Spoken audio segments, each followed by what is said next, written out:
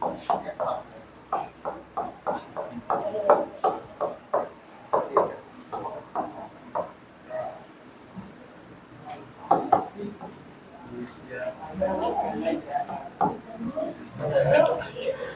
जी, चलो इधर ध्यान देना। तो ये है स्थितिज ऊर्जा, और इसको अंग्रेजी में क्या बोलते हैं, पोटेंशियल एनर्जी। ठीक है। तो स्थिति के कारण जो ऊर्जा होती है, जा लगा है, जा का मतलब जन्मी, है ना। स्थिति से जन्मी ऊर्जा को हम क्या बोलते हैं, स्थितिज ऊर्जा। ये समझने के लिए है, लेकिन इसको परिभाषा में क्या लिखेंगे, किसी वस्तु की स्थिति और विन्यास के कारण जो ऊर्जा होती है उसे स्थितिज ऊर्जा कहते हैं। विन्यास का मतलब होता है कि वो कहाँ तक फैली है। जैसे मैं ऐसे खड़ा हूँ, ये अलग विन्यास हो गया।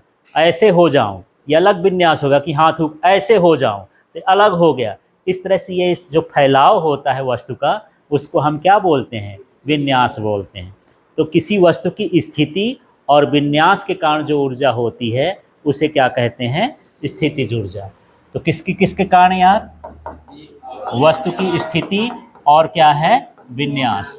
विन्यास का मतलब उसकी ज्यामिति से है, किस तरह का आकार है, किस तरह का आकृति रखती है, उसके हिसाब से उसकी स्थितिज ऊर्जा होती है। ठीक। अब इसके उदाहरण की बात कर लें कि किस में स्थितिज ऊर्जा होती है।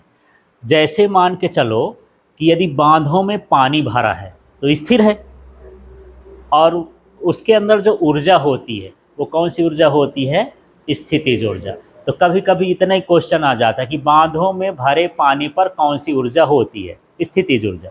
यदि बांध का गेट खोल दिया जाए तो पानी बहेगा, तो कौन सी ऊर्जा हो जाएगी, गतिज ऊर्जा। तो जो बांधों में पानी भरा है, ठीक है, वो भी कौन सी ऊर्जा के अंतर्गत आता है, स्थितिज ऊर्जा के अंतर्गत। ठीक।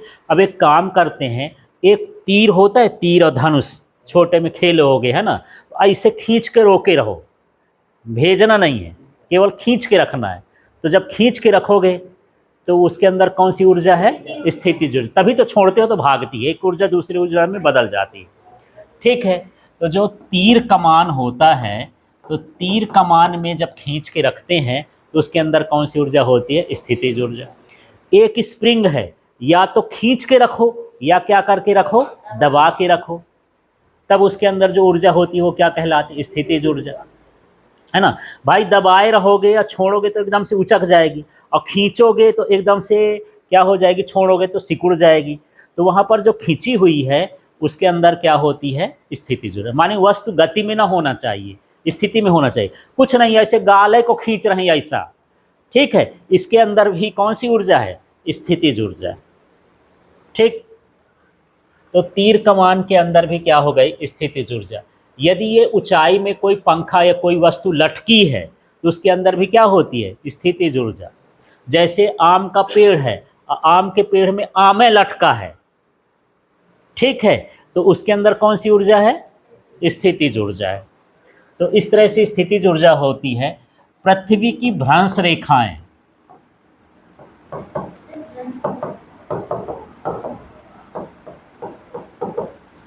तो इसके अंदर भी क्या होती है, स्थितिज ऊर्जा होती है। अब भ्रंश रेखाएं हैं क्या, जैसे हमारा ये खोपड़ा बना है ऊपर का ये सिस्टम, तो इसमें हड्डियां एक नहीं है, पट्टी की पट्टी, ऐसे हड्डी है, फिर ऐसे हड्डी है, फिर ऐसी हड्डी है, परतदार हड्डी ऐसे लगी हुई है।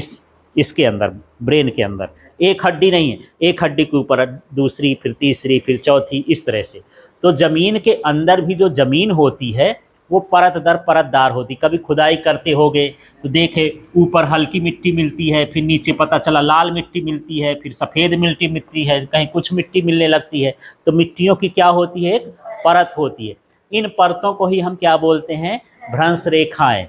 तो ये भ्रंश रेखाएं भी कभी कभी दब जाती हैं, सरक जाती हैं। जैसे मान लो यहाँ पर लूज मिट्टी है, लूज मिट्टी है तो क्या हो जाएगी, दब जाएगी। तभी तो भूकंप आ जाता है।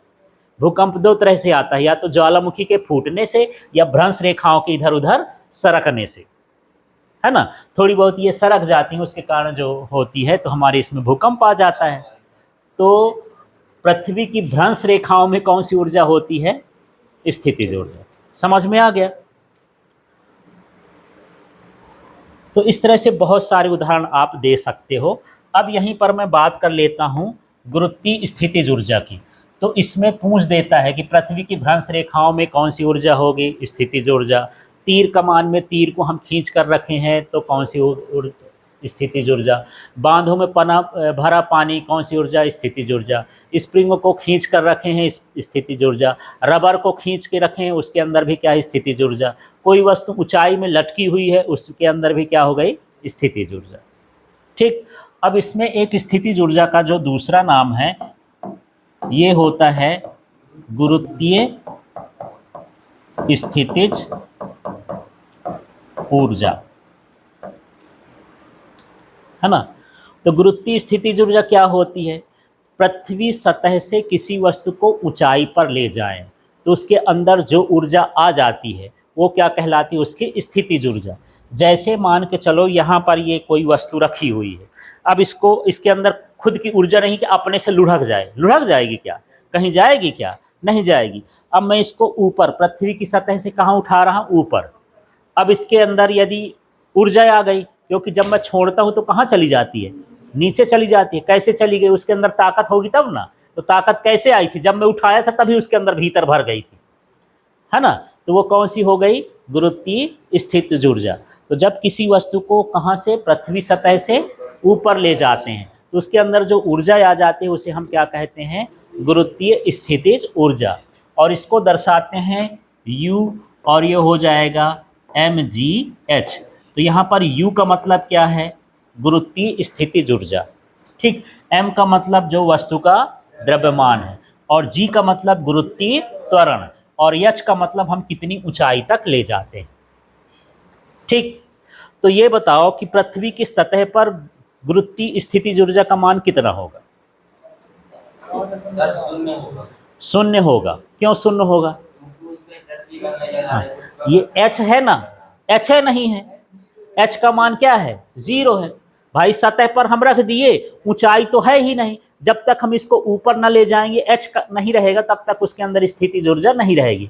तो पूछ देता है कि पृथ्वी की सतह पर स्थितिज ऊर्जा का मान कितना होता है। कभी कभी गुरुत्वीय नहीं लिखता, सिर्फ स्थितिज ऊर्जा लिख देता है। तो आप समझ जाना कि पृथ्वी की बात करता है तो गुरुत्वीय स्थितिज ऊर्जा है।